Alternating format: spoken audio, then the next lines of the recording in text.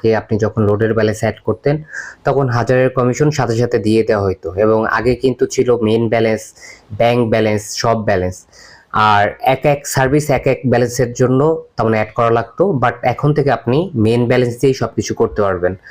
Bill payment, mobile recharge, drive offer, house offer, billion recharge, যত কিছু আছে সব কিছু মেইন ব্যালেন্স দিয়ে। এটার জন্য আপনার আলাদা আলাদা কোনো ব্যালেন্সের প্রয়োজন নেই।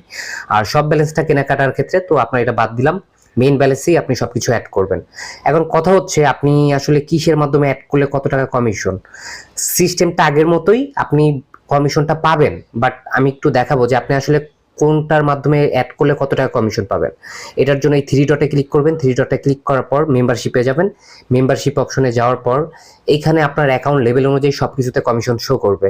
যে আপনার হচ্ছে যদি বিকাশ মার্চেন্টের মাধ্যমে অ্যাড করেন তাহলে আপনার কিন্তু প্রতি হাজারে আপনার কিন্তু অ্যাকাউন্টের উপরেই লেখা থাকে কত টাকা কমিশন, প্রতি হাজারে 35 টাকা কমিশন। অ্যান্ড মার্চেন্টের মাধ্যমে অ্যাড করলে 14 টাকা চার্জ কাটবে, বাকিটা কমিশন হিসাবে অ্যাড হবে। রকেটের মাধ্যমে করলে 10 টাকা চার্জ কাটবে, নগদের মাধ্যমে করলে 12 টাকা চার্জ কাটবে, ব্যাংকের মাধ্যমে অ্যাড করলে কোনো চার্জ কাটবে না, সেলফিনের মাধ্যমে করলে কোনো চার্জ কাটবে না। আর ম্যানুয়াল ভাবে যদি অ্যাড করেন তাহলে 10 টাকা করে চার্জ কাটবে মোবাইল ব্যাংকিং এর ক্ষেত্রে। এখন কথা হচ্ছে আপনি যদি 1000 টাকা ব্যালেন্স অ্যাড করেন বিকাশ মার্চেন্টের মাধ্যমে, তাহলে কিন্তু আপনার 1000 টাকায় চার্জ কাটবে 14 টাকা, এবং 900 আপনার হচ্ছে 86 টাকার মতো ব্যালেন্স অ্যাড হবে। নগদের ক্ষেত্রে 12 টাকা চার্জ কেটে যেটা থাকে সেটাই অ্যাড হবে।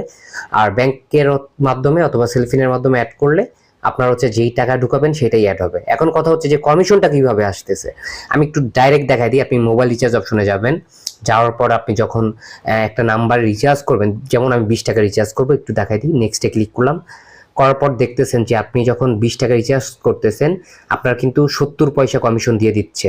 আপনার অ্যাকাউন্ট থেকে কত টাকা কাটতেছে, 19 টাকা 30 পয়সা। তার মানে আপনি যখন রিচার্জ করতে থাকবেন তখনই কমিশনগুলো অ্যাড হইতে থাকবে। সেটা হচ্ছে প্যাকেজ, রেগুলার প্যাকেজ হোক, ড্রাইভ প্যাক হোক, বিলিয়ন নাম্বার হোক, বিল পেমেন্ট হোক, এমবি কাট, মিনিট কাট হোক, অফার বক্স হোক, মোট কথা যেই সার্ভিসই ব্যবহার করবেন তখনই আপনার কমিশন অ্যাড হইতেছে।